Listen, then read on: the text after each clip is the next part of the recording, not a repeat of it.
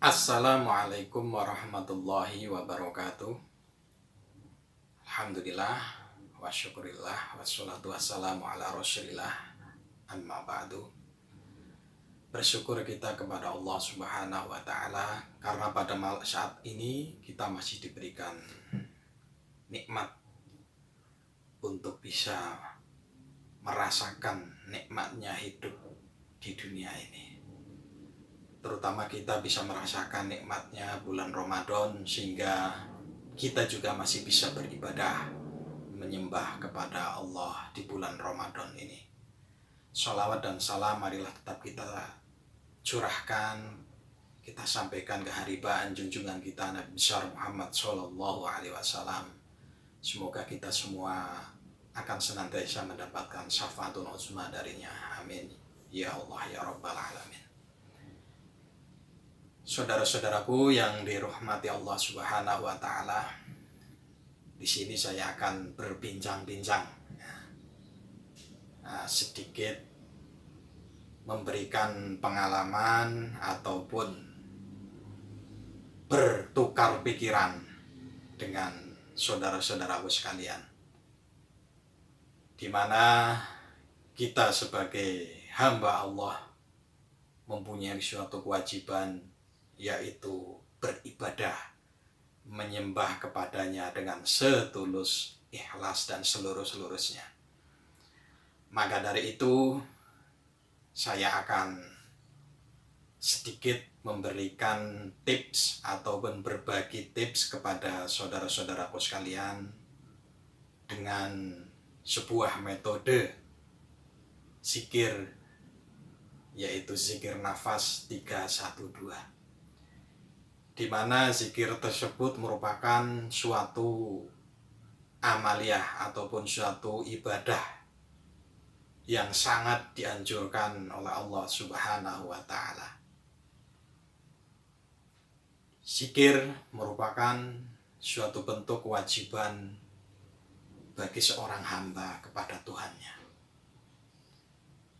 di mana zikir tersebut Allah juga berfirman supaya kita senantiasa untuk berzikir dimanapun dan dalam kondisi keadaan apapun, baik itu dalam keadaan lapang ataupun dalam keadaan sempit. Maka dari itu diperlukan suatu teknik ataupun metode agar kita bisa berzikir dengan tulus ikhlas, bisa berzikir dengan istiqomah kapanpun dan dimanapun. Adapun metode zikir nafas 312 itu meliputi 3. Filosofinya adalah 3, itu adalah rasa, cipta dan daya. Di mana seseorang merasakan sesuatu, itu selanjutnya akan mendorong suatu daya ataupun keinginan. Dari daya dan keinginan, maka akan berusaha untuk mewujudkan dengan suatu cipta yang ada di dalam otak ataupun pikiran kita.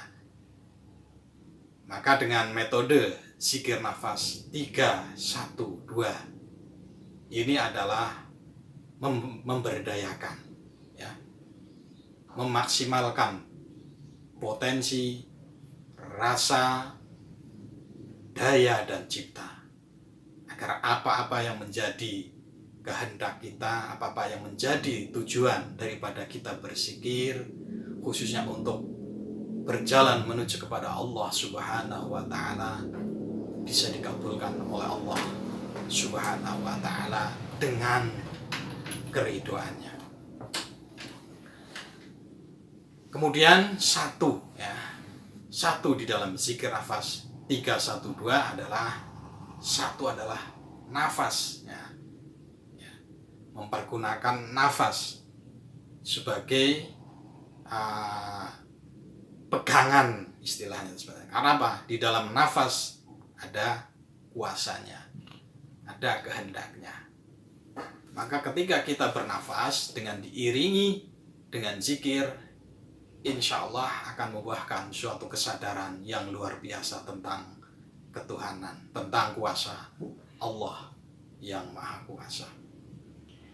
Yang kedua, yang selanjutnya adalah 2, ya, 3, 1, 2. 2 itu berfilosofi bahwasanya hidup itu ada diam, ada gerak, ya. Ada luar, ada dalam, ada lahir, ada batin, nah, itu ada ghaib, ada nyata. Maka dengan filosofi 2 ini kita akan memaksimalkan 2 hal tersebut, zahir batin, luar dalam, diam dan gerak. Sebagaimana kita berzikir itu tidak melulu harus diam, ya, harus diam bertempat, nah, sehingga lupa dengan aktivitas, dengan kewajiban kita sebagai manusia untuk menafkahi keluarga, menafkahi diri kita. Nah, akan tetapi diam di sini adalah sebagai bentuk pelatihan agar di saat nanti kita geraknya bisa senantiasa tersambung hati kita, kesadaran kita kepada Allah Rabbal Alamin. Maka di dalam metode zikir nafas 312 ini nanti kita akan berusaha melatih kesadaran dengan zikir nafas di saat diam dan di saat gerak atau aktivitas kita, sehingga diharapkan dengan kita melatih diri, ya, memaksimalkan diri kita dengan latihan zikir nafas 312, jiwa raga kita, rasa, daya dan pikiran kita akan senantiasa tersambung, akan senantiasa tersadarkan akan adanya suatu daya kekuasaan yang maha kuasa, yaitu daya kekuatan dari Allah Subhanahu wa Ta'ala, yang semuanya akan bisa mengubah daripada kehidupan kita sehingga kita bisa terarah, bisa selamat, bahagia lahir batin, dunia dan akhirat. Demikian sekedar sharing, ya, sharing tentang metode zikir nafas 312 yang alhamdulillah sudah saya praktekkan dan alhamdulillah bisa memberikan dampak yang positif bagi keadaan jiwa raga ataupun keadaan sisi spiritual dan material daripada diri pribadi saya. Mohon maaf apabila banyak kesalahan. Saya akhiri billahi taufiq wal hidayah. Wassalamualaikum warahmatullahi wabarakatuh.